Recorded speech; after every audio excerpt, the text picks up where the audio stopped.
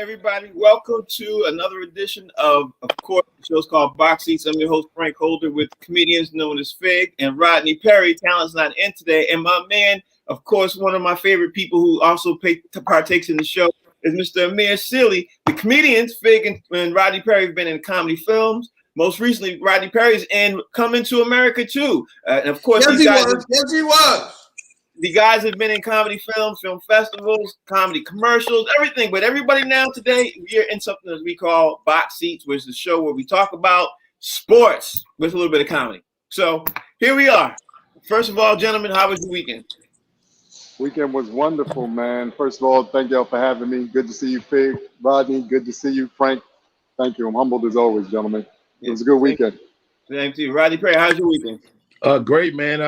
Me and the wife, we did this called a Schwinn car. Went out to Chattanooga and rode the Schwinn car, like an off-road vehicle. It was incredible. Very fun, man. That sounds like something I wish I had done. Fig, how was your weekend? There's room at the cross. I was entertaining family, the in-laws, the grands. You know what I mean? It was a family affair. It's a family affair. Yeah. Okay. I would love to see all the figures together. I bet they all look like you. All right, y'all. We normally get together the show. We normally get the show started. We're doing a COVID report. But today we're not going to do a COVID report because I ain't see nothing worth talking about. So we're going to leave that at that. But the first thing I got to talk about is Hideki Matsuyama. He is the first player of Japanese descent to win at the Masters, which is, as you can imagine, for their culture and something as prestigious as that. Rodney Perry, I'm gonna let you go first. How huge do you think that is for the Japanese folk in this country? Hell, worldwide. I mean, it's like when Tiger Woods won. For us, you know, it's a huge honor, and sports is one of those things that break barriers. So big ups to Hideki, his family, and the people that look like him and rock like him. Well done, man. Yeah, I agree with that. Fig, your thoughts? I think it was amazing, man. It was the Tiger Woods effect, man. Matsuyama, that's his name. And, you know, Tiger Woods, since he said he was Kabbalah Asian, part of the Asian community had already won. So it's great for him. That's where they make them jackets. Oh, okay. What jacket? Like Rodney said and like Fig said, these kind of accomplishments are always absolutely wonderful, especially, when you're the first to do something. Funny enough, I think golf, needed another injection of something. It kind of died back down, unfortunately, after Tiger, wasn't as dominant. I'm saying people weren't watching it, but, it needed something else to, kind of bring it, give it an injection of life. And I think this gentleman, now being the first, Japanese player to do it is going to bring, a whole different clientele as far as the game. And you're always happy to see that. I think anytime we can build on something, it's great. Yeah, listen, when they have that many eyeballs worldwide, I'm sure the numbers can go nowhere else but up because, there's a lot of Japanese folks in this world. Next big story I saw over the weekend, actually saw this morning, Evander Holyfield is stepping back into the ring. He's 58 years old. It's going to be an exhibition fight. He's fighting June 5th. I personally, I'm going to say this for the record, I think he's way too old. He could possibly get really hurt. I'm not looking forward to this fight. I think it will be big. It's going to make a lot of news and waves and everything else, but I, for one, think it's the worst thing to do. But, Rodney, what's your thoughts, on this? Hey, I've been in a studio with Evander, man, and I don't think it's the same as like what we saw with Mike Tyson and those guys a few months back. I mean, Evander was real slow motion to me, just my eyeball test. And so, a shot to the head for Evander might be it. Yeah. Okay. Fig, what's your thoughts about hearing Evander Holyfield go into the ring at 58 years old? And as Rodney Perry said, he's not going to have everything together. What's your thoughts? Well, it's clear to me that over the years of Evander's boxing career, he has taken quite a few blows to the head that has a residual effect, which is causing him to think that he can go back and do it again at such a late stage. It's like, I hope not. And since he's in Atlanta and Rodney Perry's next door neighbor, Rodney, I need you to go over there, pretend like you're borrowing a cup of sugar, and knock on his door and say, Evander, what the hell is wrong with you? Yeah, I think that's what we're gonna have to do. For the record, he might even be doing it for money. You know what I mean? It might be a money grab thing. You know it's damn sure a money grab. Yeah.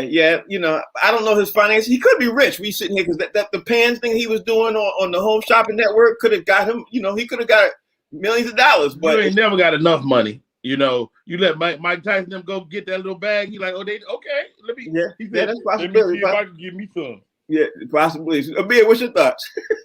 I think like everything, you know, Father Time is still undefeated. And, you know, thankfully you're saying it's an exhibition. So hopefully it doesn't, you know, carry the same weight as, you know, how his career is going, meaning, you know, he's not fighting under those premises. And, you know, this is just an opportunity, I guess, for maybe some of the younger generation to get to know some of what the older generation, technically who they are and, you know, what they represented and how we got here.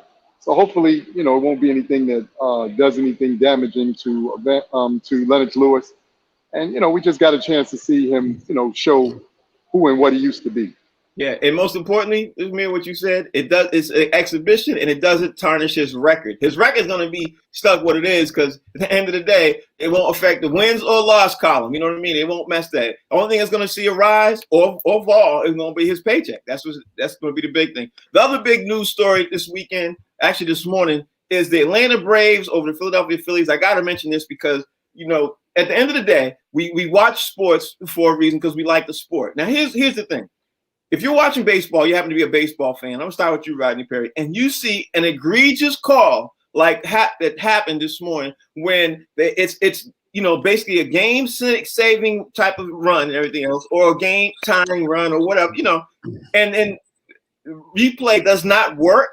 What the hell are they using replay for? Because the guy was clearly out. The guy would clearly miss the home plate completely, and they showed you about 15 different angles. He missed the play by about that much on every single angle. So why is Major League? Is this an exciting thing they're trying to do? Trying to steer up some people to get upset to watch the game? Rodney, what's your thoughts? Well, you know, baseball is weird, man. They don't like technology, and so they might be sabotaging the replay. You know what I'm saying? Baseball is not a fan of none of that. So, I mean, it's an odd thing. But it can get people back in the game. You never know. The last time they had a scandal, it was the steroid, and that's say baseball. So you never know with baseball. You know, that's a good point. I didn't even think of it like that. I didn't even come at it from that point, like saving baseball. But I'll say this: if they got all these umpires sitting around, right, Fig? You got all these umpires standing around, and they watching the replay. What do they see that we ain't seeing? Because everybody at home, I saw it on my couch, and I saw it on ESPN clear as day that he didn't hit home plate from some at least 6 different angles. I don't understand. What's your thoughts, Fig? Man, baseball, you know, they got the umpire when after the game is played a little bit, he pulls out the little whisk broom out of his pocket and he sweeps off the plate and stuff like that. That's what they need to do to the baseball rules. They need to dust them off. The umpires in baseball still travel via stagecoach. That's how old baseball is, and it's tired. Baseball's just tired, man. They tired. I don't understand, man. They don't like you said, Frank. They don't like technology, and I don't know what's wrong with them. I'm at a loss. Amir, what's your thoughts? Well, you know, it's kind of funny. You know, within the a couple of days of each other. Obviously, last week we had the situation with the Mets, and the call that was made in that game, and then we have a clear situation here as well. I think, one of the real sad things about sports, like, all of y'all are saying is in real time, obviously we're using an eye test, but the fact that you can go back and clearly slow things down and look at, like you said, from multiple angles, you would think that they do a better job of getting these things right. But, to everybody's point, maybe it is to stir things up. Maybe it's to have people, tune back into baseball because of all of the sports that are, beloved here in America. Baseball kind of, takes a back seat, obviously, to basketball and to the NFL. So maybe they are trying to get, some new fans. Who knows? Yeah, maybe. I think one thing it's definitely doing is getting more people to pay attention to baseball, because in the last 7 days, there's been 2 to 3 egregious calls. And maybe one or two players are doing some things that's never been done in baseball. Who knows? Maybe it's all things a big plan. The other big hot story. Their biggest fans are the Amish, and they don't even have TVs. Okay. Let's keep up moving on. Let me say this. I just saw the news also this morning that Eddie George got hired to coach an HBCU, and it's Tennessee State, which is huge. You know what I mean? Now we have two former pro NFL players coaching two HBCU teams. Rodney Perry, your thoughts on this? I'm a big fan. I like Prime down in Jackson State, and I like Eddie George in Tennessee State, man. We need athletes to attend HBCUs, but we need big time players to go back and give their time and their energy to these colleges, man. And it's gonna drive recruiting as well. You know, people want to play with Prime. People want to play with NFL players, people that's got their real knowledge. And a lot of times in the big schools, you don't get that. Right. I just hope they don't start stealing his stuff like they did the Prime Time. You know what I mean? How they would, ransack it, because Prime Time he's a Hall of Fame player. Eddie George is a Hall of Fame player, Hall of Fame too. But Fake, what's your thoughts of Tennessee State hiring Eddie George right now? What you think? To me, I'm black first, pro black all the time, man, and it's great to see these iconic players going back and going to HBCUs and showing these young men how to succeed in a historically black college. And then beyond that, I think their presence alone goes a long way as a role model for some of these young men to be able to have somebody of their stature to be able to look up to, whether you're an athlete or not. And I think it's just great for HBCUs, all over. Right. Amir, what's your thought process on hearing, of course, another HBCU hiring an ex-NFL superstar, Hall of Fame player, Eddie George? What's your thought? Again, that was one of those moments that, not only do you smile about, but in all fairness, and you guys talk sports every day, for the Patrick Ewings, the Anthony Hardaways, the Juwan Howards, to see any and all of these gentlemen getting the opportunities to give, go back to organizations that not only did they make popular and, put on the map in a real sense, I think is just amazing. And I think that, to Fig's point, now hopefully we can see, not only more of this, and Rodney's point as well, where, kids are, trying to attend these universities and, help put some of these universities on the map even more so. It's not that they're not. It's just the fact that a lot of the players who have attended them are, no longer talked about as much as they could and they should be. So I think this is an amazing opportunity for us to, continue this new wave of coaching. So I think it was great.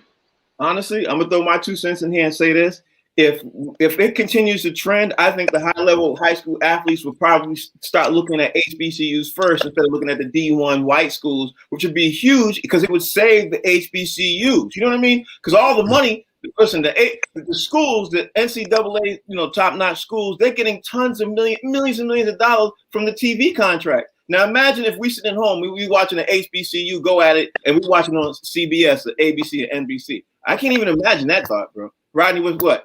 You was like Hey man, I love your sentiment. It's a great idea. It's just too much money, man. Cats is Cats is trying to get to the NFL, and their best road to the NFL is through those white schools a lot of times. No, so I'm not disputing that. This is a good look, and I would like to see it change. I just don't see it change. I hope I'm wrong. Yeah, I understand what you're saying, but if enough high school athletes go to these HBCUs, it has nothing else to do but change. Because, look over the weekend, Master P has 2 of his kids who's supposed to go to D1 schools. They both went to HBCUs. Both of them. I mean, if the trend continues to go that way, you never know. And it could happen, even though I thought it would never happen in our lifetime. It could happen in our lifetime where we see kids playing basketball and football go to these HBCUs. It could turn the tide around. I mean, at the end of the day, you're right. To me, what I believe is I believe that the cameras are focused on the talent as opposed to the other way around. And if the That's talent right. starts to trend towards HBCUs, the cameras are going to follow some of their. I'll say, put it to you this way: if a player like a Zion Williamson went to a HBCU, I think the cameras would have found him anyway. Yeah, because I agree.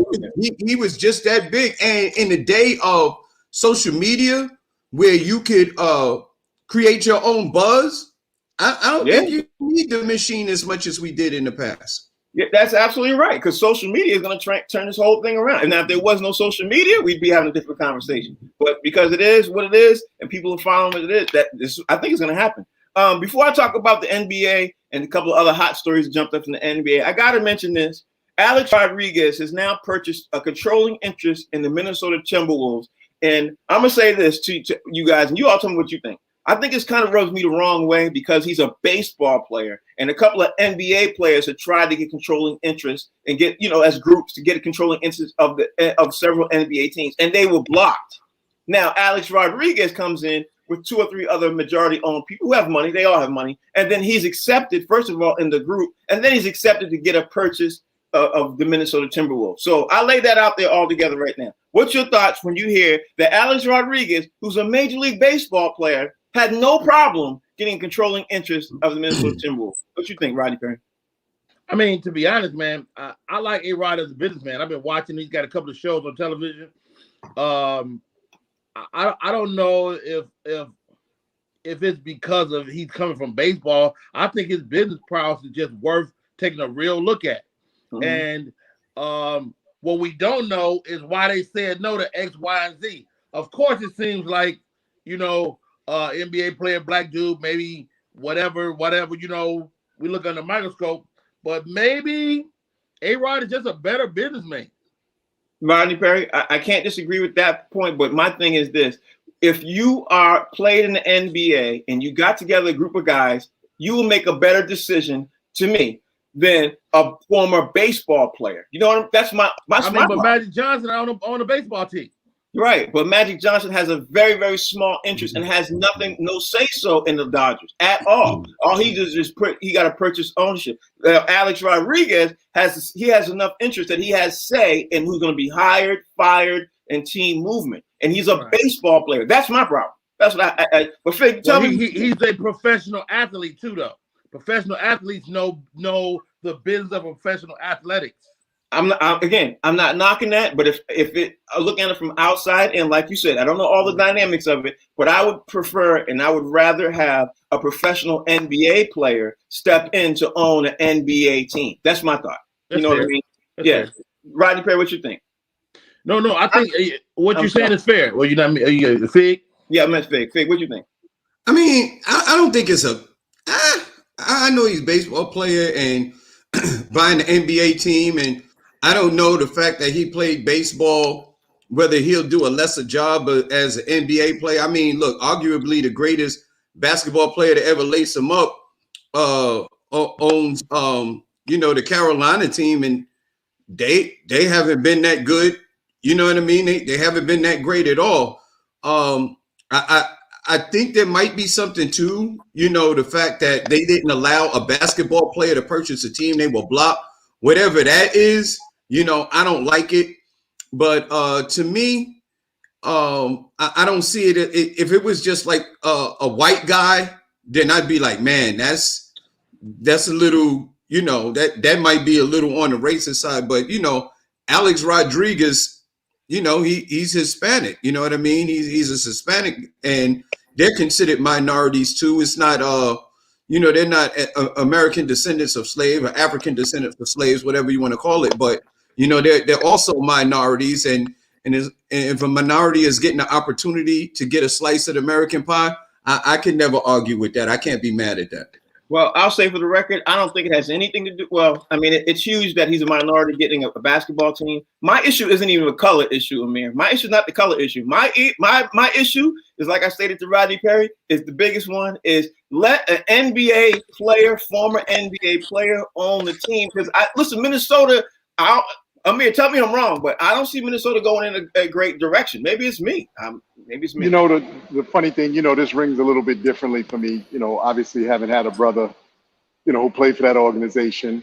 Right. So it, holds a little different weight for me. And you know, hearing and knowing, you know, side chatter in and including Kevin Garnett, who, you know, really carried the franchise and semi put it on the map or put it on the map in all fairness. And that's no disrespect to, you know, the players before him or the players since him. There were some issues with an ownership group that he had put together to try to, you know, get the team. And, you know, it does just seem weird. Like, just like we, you know, mentioned a second ago, how we're seeing a lot of former players go back to their former schools, and you know they're able to get into these organizations and hopefully bring them, you know, back to whatever height they used to be. We have to give, you know, some of these NBA players that same chance. Look, everybody, you're right, Rodney. Everybody, you know, doesn't have maybe the greatest business acumen and so forth and so on. But the reality of it all is this: blood, sweat, and tears by some of these former players has, again, helped most of these franchises become who and what they are. So even just giving them the opportunity to see if they have the acumen or can, you know, come up with the skill sets necessary to, you know, continue to make these franchises grow and continue to be, you know, wonderful organizations, we got to give it a shot.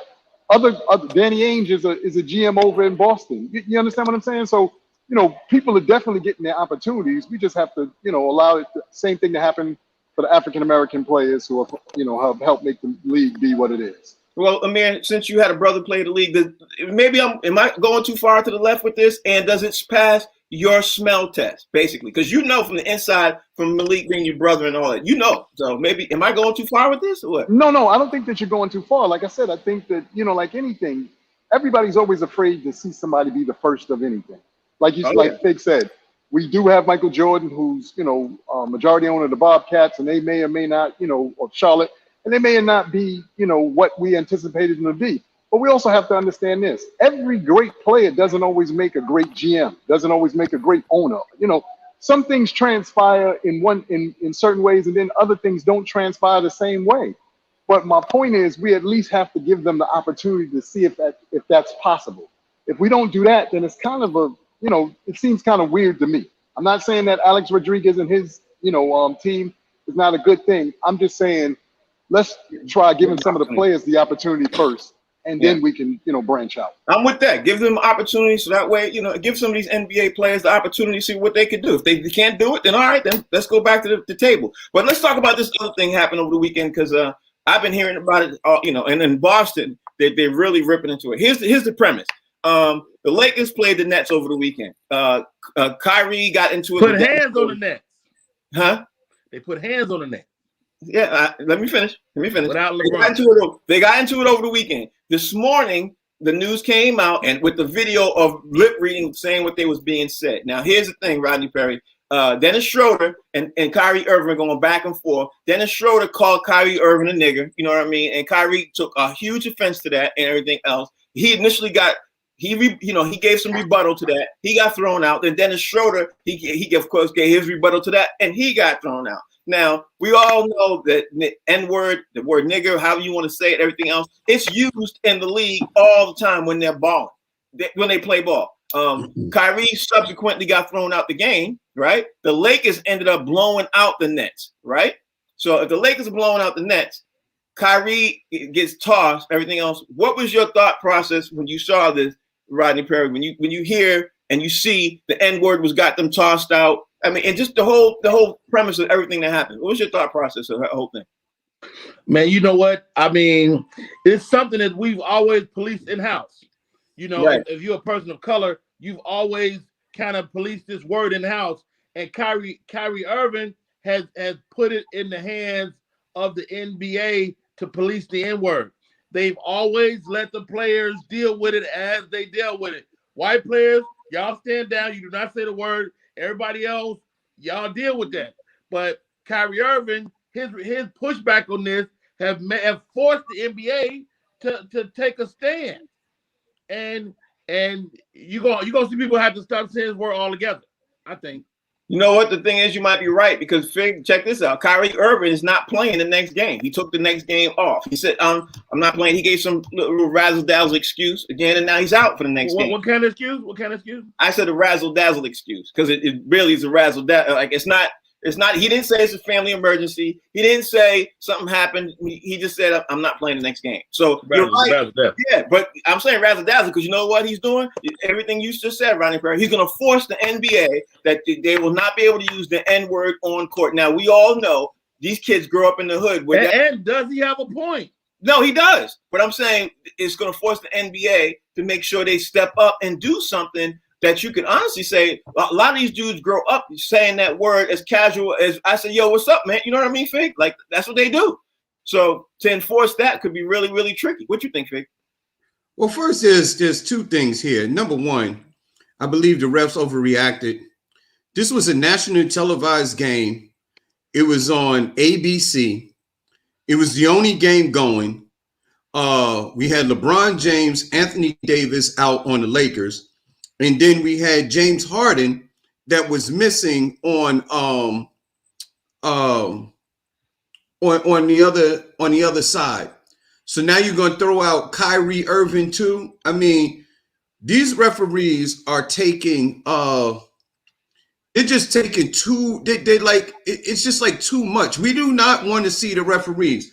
The game was pretty much unwatchable after the stars were no longer available to play. Kevin Durant just came back. It's the second day back, and he's on a minutes restriction, so he couldn't even play the whole game. So basically, you got a game of two benches going up against each other and no stars, which was absolutely ridiculous. Now to the N-word. Like, come on.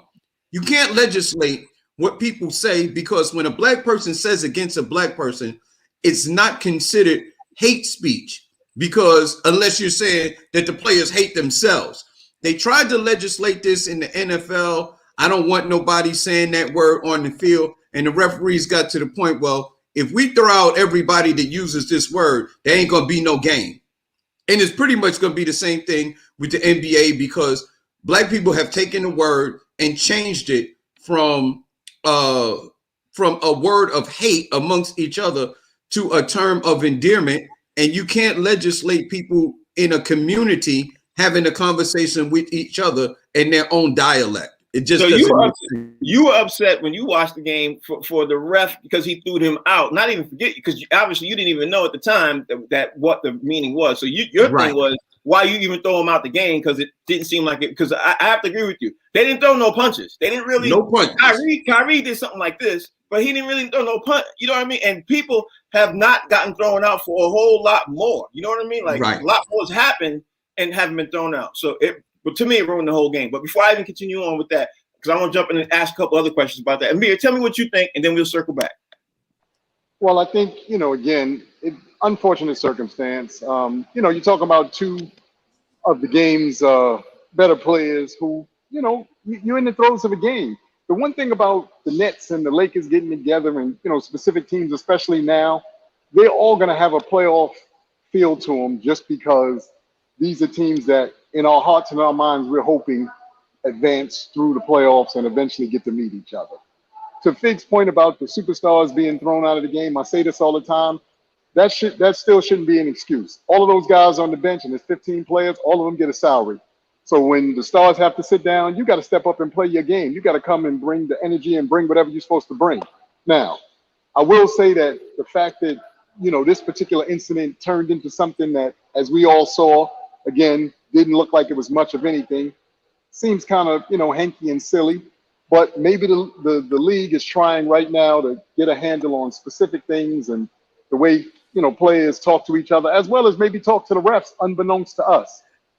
So it could have been more of a situation rallying around that, not so much just what happened between the two of them. So we have to wait and see. Rodney Perry, you think the NBA should step up and step in on this, man? And because if they do that, like to Fig's point and a little bit to Amir's point, the game is going to completely fizzle out because when as you know, when you play basketball, you're not like playing football. Number one, you could hear a whole lot more on the court, and it could literally slow the whole game down. It could take people out their game. I don't know. I think it'd be a hot mess if they do that. And I blame Kyrie Irving, man.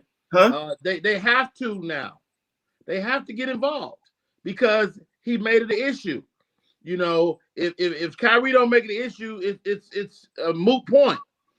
I mean, again, the NBA has let the players deal with this in-house.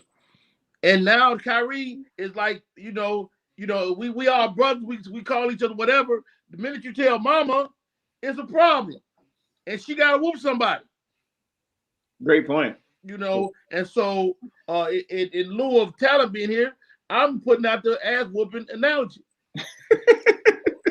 Great point. Yeah, man, listen, just because Kyrie don't like it, I mean, Kyrie is one dude of many.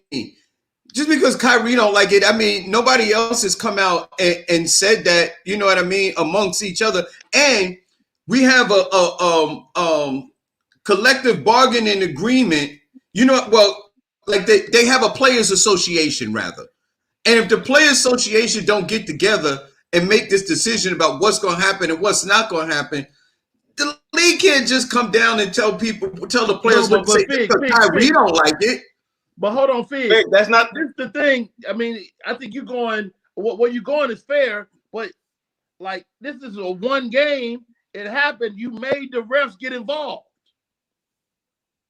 He called. Hey, bro, don't call me that. It's like what, nigga, stop. I think the bigger point is I think it was an overreaction by the referees. It you didn't have to throw the guys out for that. It is an overreaction. But what happens when it's a white player? But what Rodney Perry said is right, because now once he gets tossed, right, the league has to step in because they have to say they're going to cast down fines. And then once the league casts down fines, the NBA Players Association reviews every single fine. And then it's already in black and white. You can't say the word. It's there. Yeah, and then on top of that, him taking off the next game to bring home nail in that point is going to make it a point. Whereas the NBA it only takes one person to start that whole ball of wax. It only takes one person. You know what I mean? And that one person could be Kyrie, because Kyrie knows the temperature of that word in today's time and today's climate. I mean, what you think? I mean, are we tripping? No. I think everybody's making a valid point. Personally, I still think that this has got grown legs that it doesn't need to grow, because at the end of the day, we're talking about, like you said, like Fig said a little earlier, this is dialect that happens between us. Now, I get that Kyrie might be sensitive to it, and I get even the world might be sensitive to it. But again, if two players are getting into it and they're going after each other, that is just what competition brings out. It isn't a personal attack. He wasn't trying to, belittle Kyrie in any real way, shape or form or anything like that. As a guy who's caught up in the moment, and if you remember the play, it was after almost a steal, and these guys were chest to chest. They were, forcing each other to really, bring out the best in one another. You want competition.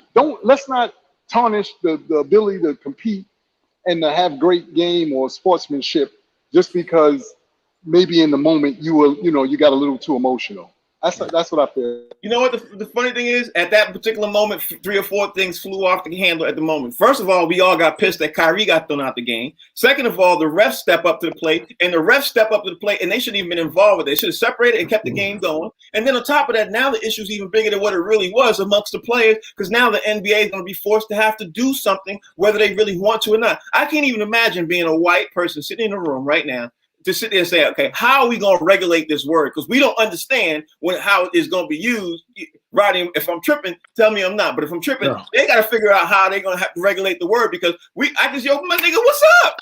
To them, that's going to sound the same way as, yo, nigga, it's going to sound the same way. It's the connotations, but they won't know how to do that. And they're the ones who's going to police it. So who going to police that? Listen, bro. This thing can spin out a way. I see a job for Rodney Perry, Fig, and Amir, and Frank, the nigga police.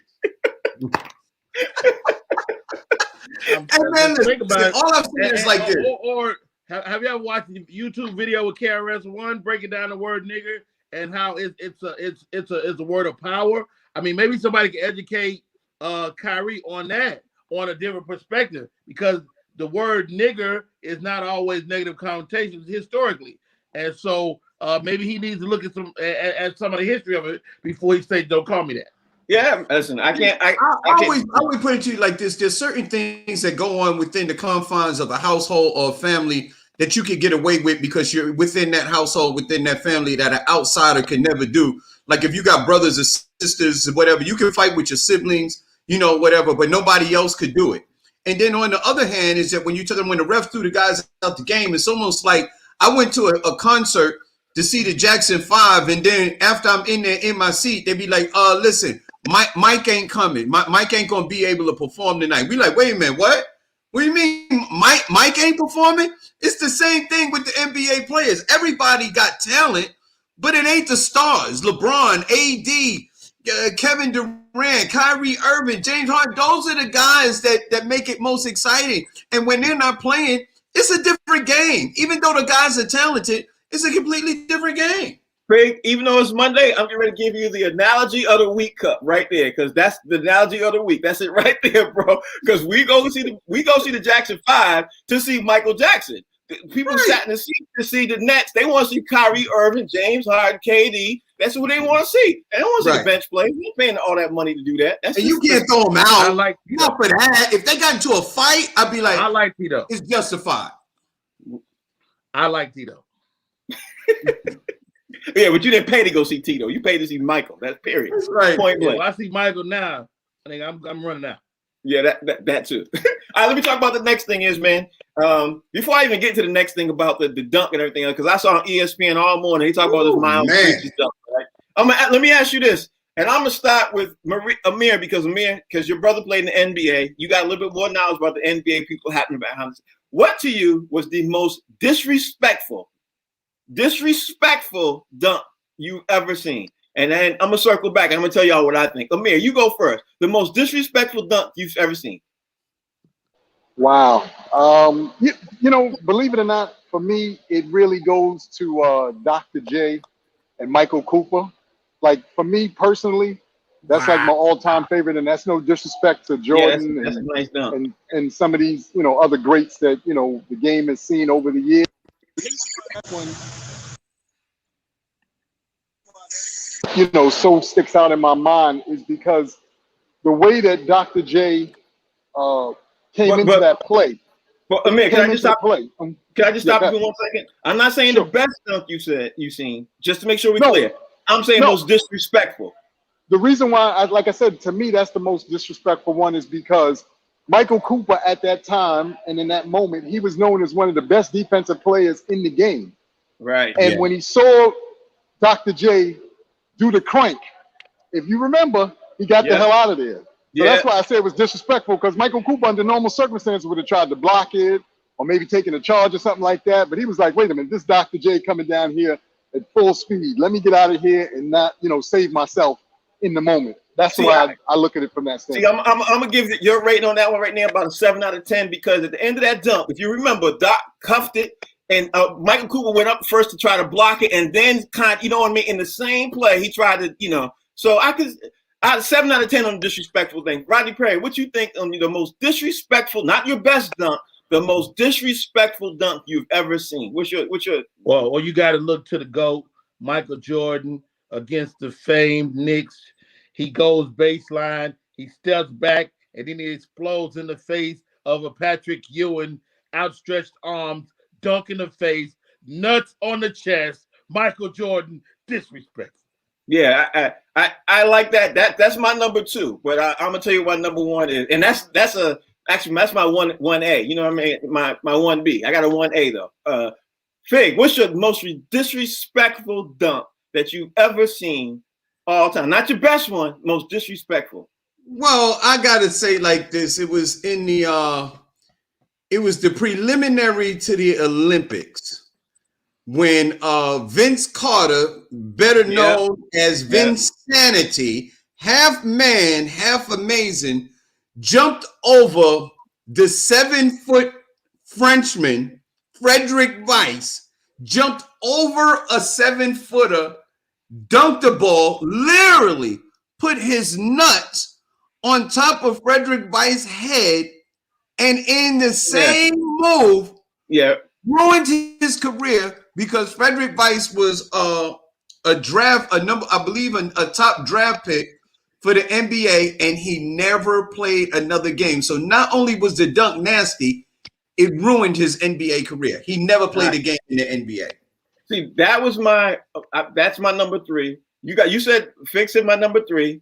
Rodney said my number 2, but to me, the most disrespectful dunk, notice I said disrespectful, has got to be the Scottie Pippen dunk over Patrick Ewing when he dunked on him and put his nuts in his face, stood up on top of him, pointed at him, and then looked at Spike. That, to me, that was disrespectful from all levels. I mean, it's nasty. It was nasty. But I say all that to say, ESPN put up this poll this morning because they called the Miles Bridges dunk right now one of their most disrespectful dunks and best dunk they've seen all year. Rodney Perry, you saw the dunk.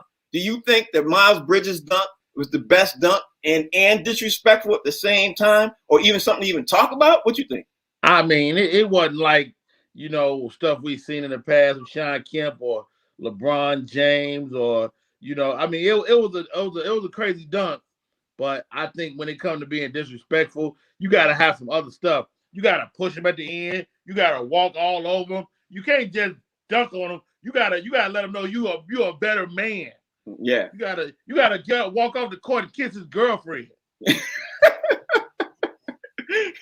Well, Fig, what you think about? You know what was really disrespectful? I forgot who the guy was when Shaq came down and he dunked on somebody and then opened up his legs and wrapped them around him and then after pushed him down on the floor and then ran back down court. I forgot who that was when he pushed him. But Fig, what do you think about the like junk?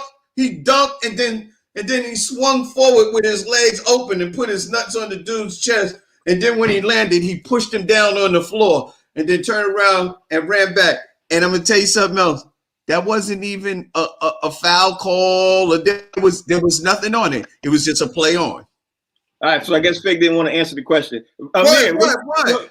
I asked you the question twice. I said, what do you think about the Miles Bridges dunk? That's what we're talking about. The Miles Bridges my bad. dunk. It was a nice dunk. What made it so nice is because when he got it, he drove the ball into the lane and he cocked it back and then dunked. That was nasty, but it wasn't disrespectful because the dude what's the name? Capella just spun around and ran back down. He acted like he didn't even get dunked on. Yeah. Amir, what you think? I think to your point, like you said, when you talk about things that are disrespectful, there are the other elements of the dunk. Rodney just alluded to it. We forget about the Sean Kemp on, I think it's Alton Lister. We dunked it on him and Alton Lister fell and he pointed at him and, sort of made it seem as though, hey, sir, don't stand around in this lane. You can get your feelings hurt. Move. But exactly. But, to the point about the dunk that this gentleman had, the newer dunks to me, while a lot of them, and especially, this year alone, have been exciting, I don't know if they're disrespectful. I just think that they're exciting. When I think about the dunks of yesteryear, the Dr. J's, the Dominiques and so forth, they were actually on people. That's the difference. Meaning, like Rodney said, it's disrespectful. You go in the stands and slap a family member. Get out of here. Tell your brother don't come down here no more. That kind of thing. So it's just holds a total different weight. Yeah. There's definitely something missing in today's dunks. There's definitely something missing. And you know what it is too? Maybe I'm wrong, but I think the NBA players are all too friendly with each other. You know what I mean? Back in those days, everybody was dunking. Nobody cool. Yeah, nobody was cool. But this Miles Bridges dunk is a good dunk. But again, it ain't like when D Wade dunked on Verjao, and dunked on him all in his face, and then walked that way, walked off, stepped off. You don't get that. Like these guys, like the Miles Bridges, he was a man. He was almost too far from the goal to be real disrespectful. Like he kind of reached because he's so big. He just reached into. But if he would have just took into the body and then dunked it, that would have been crazy. I don't know what they got to do, but I just think they're too friendly with each other. I think that's just the biggest thing. They too friendly with each other. You know what was nice? What was like right up there with the Miles Bridges? Anthony Edwards when he dunked on the dude, knocked him down, and then fell on top of him and made the dude break his fall. Now that was nasty. How you turn? Not only did I dunk on you, I turned you into a sleeping bag. Nah. I like that dunk, but I didn't like the fact that he had fell. If he had came down on 2 feet and then looked at him, that would have been the dunk of the year. But because he fell, he lost his composure. I think that's the whole, I don't know. But before we move on to the subject, I just want to talk about one last thing about this NBA because the time is moving fast. We'll start with you, Rodney Perry.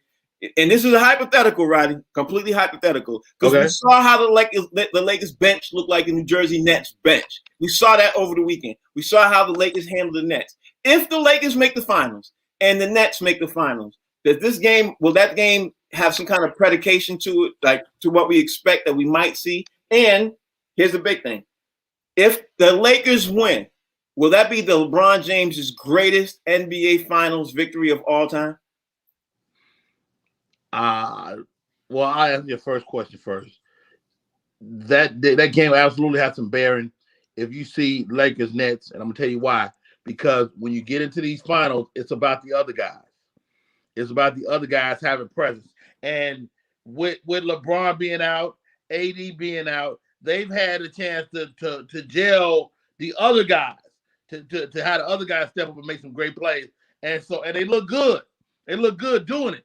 And so if LeBron is able to get up, I still think LeBron needs to pass Jordan by 2 to even talk about the GOAT conversation. But will it be his best win? I think the one in Cleveland is his best because he did that with nobody. Yeah, but the one in Cleveland, he still got AD though.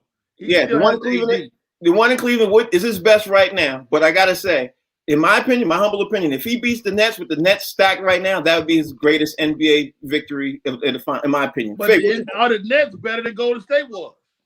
Yeah, I think they are.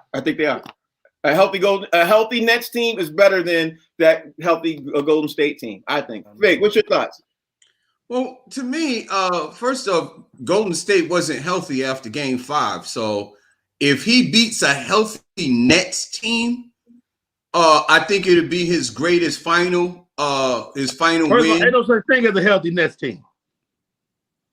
Let him finish, Fig. Let him finish, Rodney. Let him finish. Go ahead, Fig. If the top 3 players on the Nets are healthy, Kyrie, Kevin Durant, and James Harden, if they're all healthy and they make it to the finals and they meet the Lakers and the Lakers win with LeBron's age, this stage in his career, going up against those 3, because they're clearly superstars, going up against those 3 superstars teamed up, I think it'll be his greatest victory.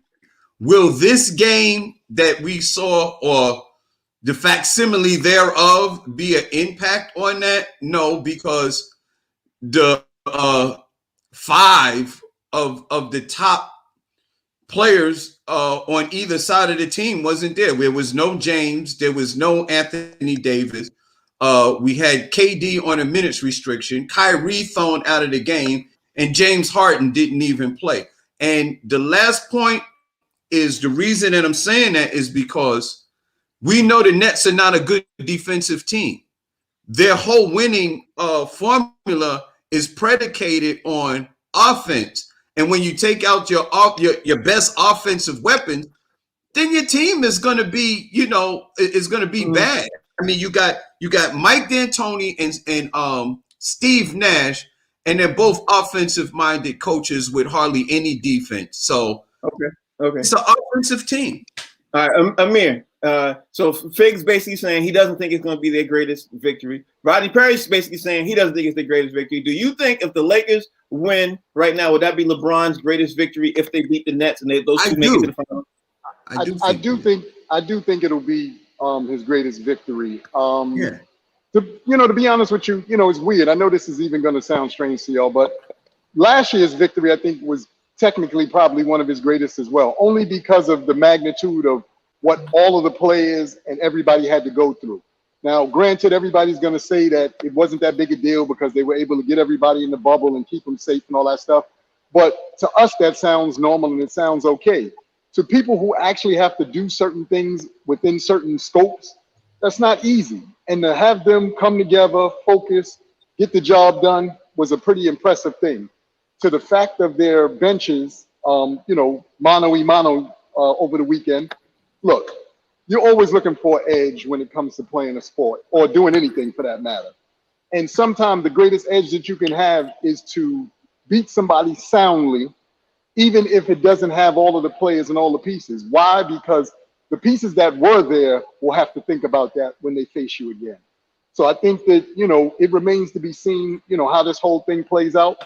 But, again, the toughest part of any and all of these equations is the all pieces being healthy and everybody being able to go.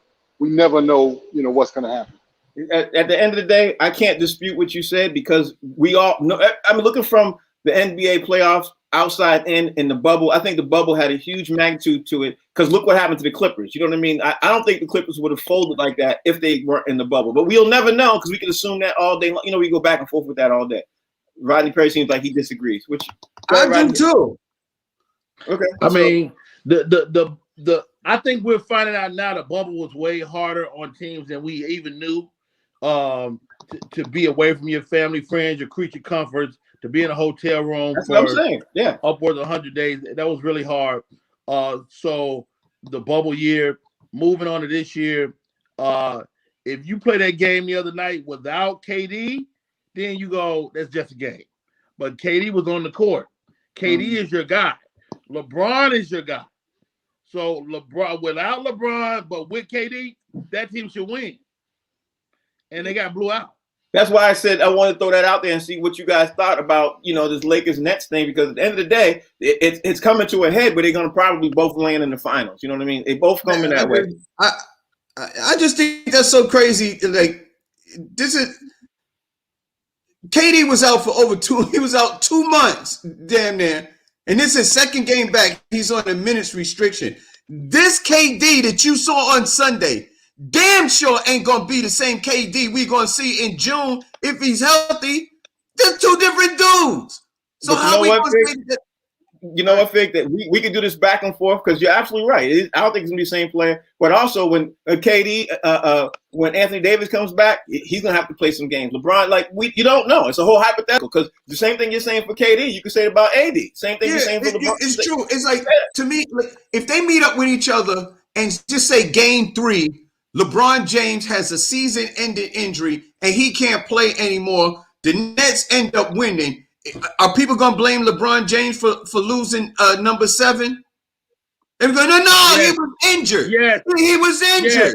I think he got hurt. He had nobody. I think they will blame. He's gonna take all the blame. Blame him. He's gonna take all the blame. He will always still bringing up Dallas from 30 years ago. Yeah, they're gonna blame him. At the end was of the day, all healthy then. He gets all the accolades and he gets all the blame at the end of the day. And that's okay. That's part of being who you are. Yeah, if you're going to be compared to Michael Jordan, that you have to take that with that. So anyway, y'all, that's the show. Tomorrow, I didn't get a chance to get to the other topic I want to get to. And the biggest one was Deshaun Watson with these girls now who have to be ordered to reveal their identity. So we got to talk about that tomorrow. And then we're going to talk about a couple of other things, of course, with Aaron Rodgers and stuff. We got to talk about the NFL tomorrow. So Rodney Perry, Amir, Fig, thank you all for joining the show. Tell everybody out there how they can follow you. Rodney. I'm easy to find. RodneyPerry.com is the website. Rodney Perry Live on all social media. Thank you, guys. Box seats is cracking. Yeah, Fig, tell everybody out there they can follow you. I'm easy to find at Comedian Fig on all social media platforms. And I'd like to ask all of these half-dressed masseuse ladies, please stop trying to friend me because I don't want a massage. I'm a married man. And if you can't find me, I'm on the Box Seats Monday through Friday, 1 to 2 p.m. This is the best damn sports show on TV. Ask your mama. Amir, first of all, thank you for joining the show. We appreciate you for filling in for talent. We'll be in tomorrow. Thank you very much, brother. We appreciate you. Tell everybody out there how they can follow you. Thank you, guys. It's always a pleasure to get on here and chop it up with you guys. You can find me on IG at A-Rock Sealy down there at the bottom. You see it next to my name. And then on Facebook, I'm just Amir Sealy. Easy to find, easy peasy. And I'm always hanging out with these gentlemen because they're a dope crew to be around. So Thank you for joining the show. We looks like Jadeveon Clowney might be joining the Browns too. We got to talk about that tomorrow too because that's a huge pickup for them if that happens. Thank you for joining the show. We appreciate y'all. The show's called The Box Seats on the Humor Mill channel. We will be back tomorrow. You all, everybody watching, thank you. We'll see y'all tomorrow. Same bad time, same bad channel. Amir.